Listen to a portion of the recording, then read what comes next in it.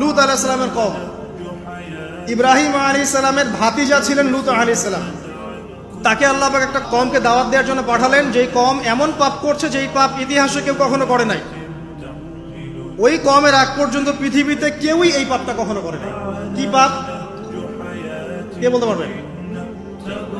সমকামিতা। কি পাপ? সমকামিতা। এখন তো অ্যাভেলেবল দেখছি আমরা, এখন আমরা অ্যাভেলেবল দেখছি না, ছেলে ছেলে বিয়ে করছে, মেয়ে মেয়ে বিয়ে করছে। এবং বড় বড় কান্ট্রিজ যেগুলো আছে, আমেরিকা, ব্রিটেন, অস্ট্রেলিয়া, কানাডা, সব জায়গায় এগুলো হালাল। এগুলো হালাল। স্বাধীনতা, বাক স্বাধীনতা। আর আপনি চাইলে একটা মেয়েকেও বিয়ে করতে পারেন, ছেলেকেও করতে পারেন। আবার কোরআনে বলেছে ছেলে ছেলে সমকামীর কথা, কিন্তু এই যুগে এসে আমরা দেখছি মেয়ে মেয়েও সমকামী। সুবহানাল্লাহ। এবং এটা আমাদের দেশে ছড়িয়ে পড়ছে, এটা কিন্তু অ্যালার্মিং একটা বিষয়। আমরা সবাই বাইরে ভালো মানুষের মুখোশ ধরে আছে ঠিকই, কিন্তু ভিতরে ভিতরে সমাজ এগুলো চলছে। মানে আমরা যদি এটাকে ডিফেন্ড করতে না পারি তাহলে কিন্তু সমস্যা। আগামীতে দেখা যাবে যে আমাদের পরিবারের মধ্যে এগুলো ঢুকে যাচ্ছে, নাউজুবিল্লাহ। এখনকার জরিপ বলছে যে 20 থেকে 30 জন মানুষের মধ্যে একজন মনে করে যে সমকামিতা ভালো জিনিস বা এটা একটা স্বাধীনতা।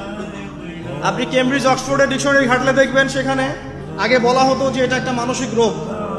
আপনি 10 বছর আগের ডাটা দেখেন আর 10 বছর পরের ডাটা দেখেন, এখন আপনাকে বলা হবে এটা একটা বাক স্বাধীনতা। আগে বলা হতো মানসিক রোগ। তো এই কওম ছিল কওমে লূত। আল্লাহ পাক এদেরকে এমন ভাবে ধ্বংস করেছেন যেভাবে পৃথিবীতে কোনো কওমকে আল্লাহ পাক ধ্বংস করেন, কাউকে না। কিভাবে? আল্লাহ পাক 2 জন ফেরেশতা পাঠিয়েছিলেন, জিবরাইল আলাইহিস সালাম এবং মিকাইল আলাইহিস সালাম। তাদেরকে সুন্দর যুবকের আকৃতিতে পাঠিয়েছেন, সুন্দর বালকের রূপে এই জিবরাইল আর মিকাইল আলাইহিস সালামকে পাঠিয়েছেন। এখন লূতের লোকরা বলছে যে তোমার ঘরে যে মেহমান 2 জন এসেছে ওদেরকে আমাদেরকে দাও। নাউজুবিল্লাহ। বুঝতে পারেন নাই? তোমার ঘরে যে 2 জন মেহমান এসেছে, ওই 2 জন মেহমানকে নিতে এসেছে। লূত আলাইহিস সালাম বলছেন যে আমার হাউলাই বানাতিন কুনতুম ফাইলিন, তোমাদের যদি বিয়ে করার ইচ্ছা থাকে, আমার মেয়েরা আছে, তাদেরকে বিয়ে করো প্রয়োজনে। একজন নবী তার মেয়েকে বিয়ে দিতে যাচ্ছেন, তাও তোমরা এই পথে যেও না। তখন এই কওমে লূতের লোকরা বলছে তুমি খুব ভালো করে জানো হে লূত আমরা কি জন্য এসেছি। তখন তিনি বলছেন আলাইসা মিনকুম রাজুলুন রাশীদ, তোমাদের মধ্যে কি একজনও ভালো মানুষ নাই? এরপরে আল্লাহর আযাব আসে। লূত আলাইহিস সালাম এবং তার স্ত্রী চলে যাচ্ছেন। তার স্ত্রী কিন্তু আবার ঈমানদার ছিলেন না, সে পিছনে ফিরে বারবার দেখছে।